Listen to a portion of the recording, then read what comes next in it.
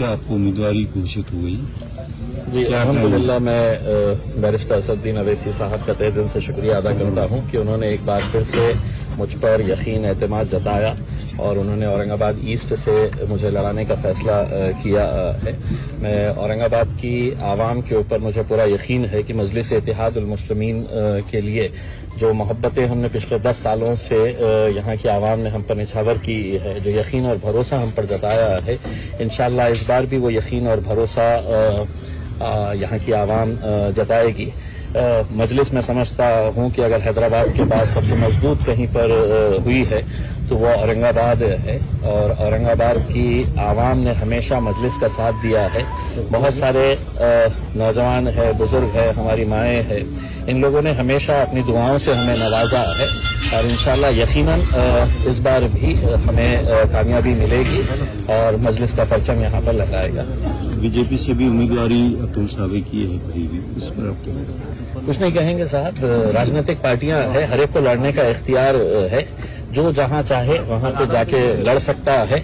मजलिस इत्तेहादुल मुस्लिमीन भी एक political party है, हम भी लड़ते हैं, उसमें सामने और कौन आ रहा है। हमको हर मुकाबला हम संजीदगी से लेते हैं, इस मुकाबले को भी हम पूरी आवाम पूरे इत्तेहाद के साथ इंशाअल्लाह मजबूती के साथ लड़ेंगे। आपस में थोड़ी नाइत्तेफाकी है वो भी दूर करने का मामला। देखिए यकीनन जो अपने होते हैं उन्हें ही नाराज होने का इख्तियार होता है और नेचुरल है कि जब एक पार्टी के अंदर बहुत सारे लोग काम करते हैं, बहुत सारों की ख्वाहिश होती है, तो किसी एक का जब फैसला होता है तो बड़ा नेचुरल सा है कि दूसरे जो हकदार है उनको थोड़ी नाराजगी होती है। लेकिन मुझे यहाँ की पूरी आवाम के ऊपर मेरे जितने भी साथी है, देखिए मजलिस इत्तेहादुल मुस्लिमीन यहाँ पर जो कामयाबी हासिल की है किसी एक शख्स की वजह से नहीं हुआ है। मेरे पास एक दीवानों की फौज है, जुनूनियों की फौज है यहाँ पर, हर पदाधिकारी हर कार्यकर्ता उसमें नाराजगी थोड़े वक्त के लिए यकीनन रहेगी और रहनी भी चाहिए। जैसे हमारे पास जब नासिर सिद्दीकी का नाम आया तो समीर साजिद भी एक बहुत ही मजबूत दावेदार था और मैं आपको यकीन के साथ कहता हूं कि 10 सालों के अंदर अगर इम्तियाज जलील यहां से एमएलए का इलेक्शन लड़ा, एमपी का इलेक्शन लड़कर जीता और दूसरा इलेक्शन भी जो अभी मैं 2024 के अंदर हारा, मैंने एक मरतबा एक स्टेटमेंट दिया था कि एक सगा भाई भी इतनी मेहनत नहीं कर सकता है जितना समीर ने मेरे लिए की थी।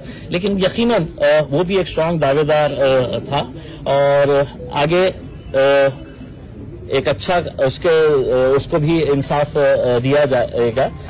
लेकिन मैं सिर्फ इस मौके के ऊपर यही कहना चाहूंगा कि हमारी पार्टी अपनी क़यादत उसी वक्त खड़े हो सकती है जब आप हर फैसले के ऊपर लब्बैक कहे करके इसमें।